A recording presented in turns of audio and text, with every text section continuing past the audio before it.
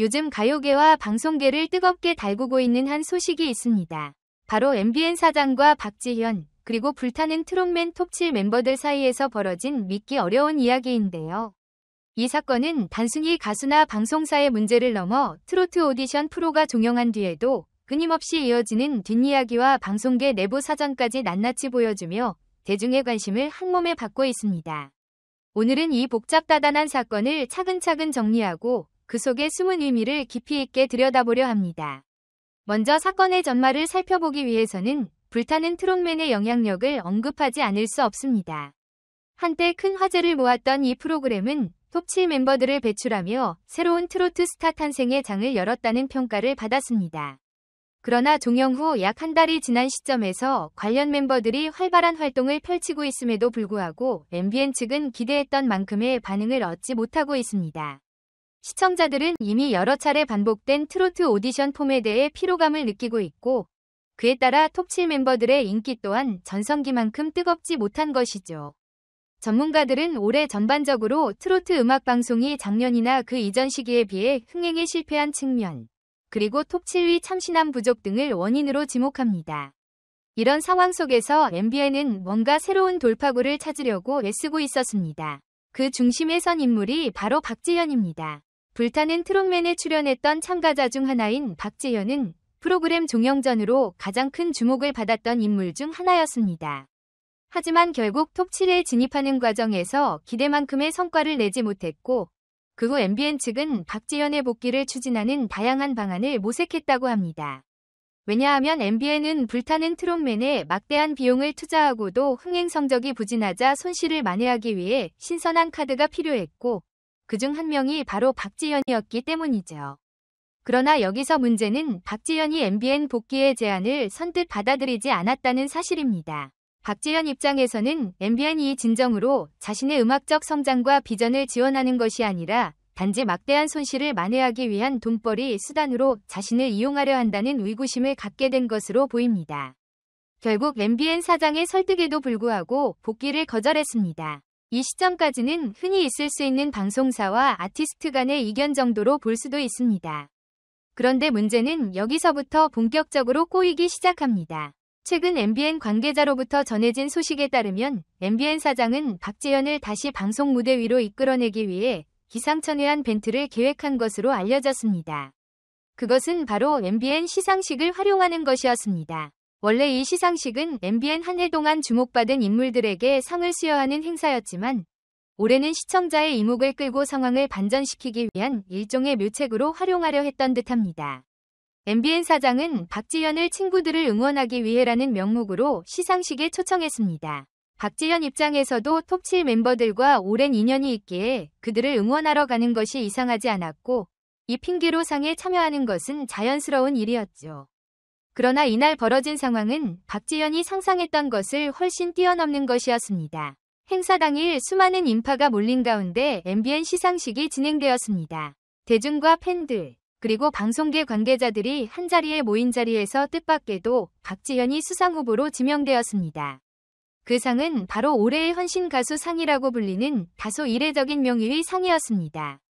이름만 들어서는 뭘 기준으로 헌신을 평가했는지 알 수 없었지만 중요한 건 이 상의 수상자 명단에 박지현이 떡하니 올라 있었다는 점입니다. 더욱 충격적인 대목은 원래 이 상이 불타는 트롯맨의 승자인 손태진에게 돌아가는 것이 아닌가 하고 사람들이 예상한 상이었다는 점입니다.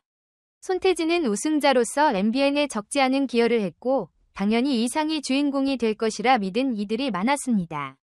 그러나 결과는 박지현이 손태진을 제치고 이 상을 수상하는 상황으로 귀결된 겁니다. 관중들은 물론 관련 업계 종사자들까지 모두 깜짝 놀랐습니다.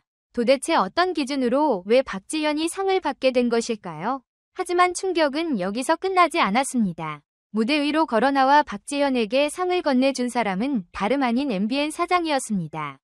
수백만 명이 시청하거나 현장에 모인 상황에서 MBN 사장은 직접 상을 전달하며 눈물을 글썽였다고 합니다.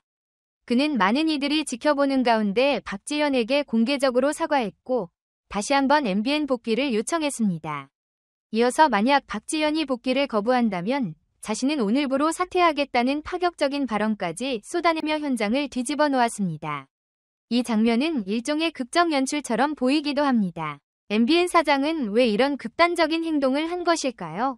앞서 언급했듯이 MBN은 불타는 트롯맨의 흥행 실패로 막대한 손실을 보고 이를 만회하기 위해 박지현을 다시 불러들이고 싶어 했습니다.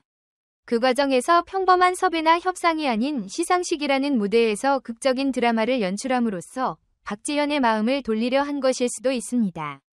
예를 들어 대중 앞에서 사장이 눈물로 호소하고 자신의 거취를 걸겠다는 의지를 드러낸다면 박지현이 쉽게 외면하기 어렵지 않을까 하는 계산이 깔렸을 가능성이 있습니다. 그러나 이런 전략이 박지현에게 통할지는 미지수입니다.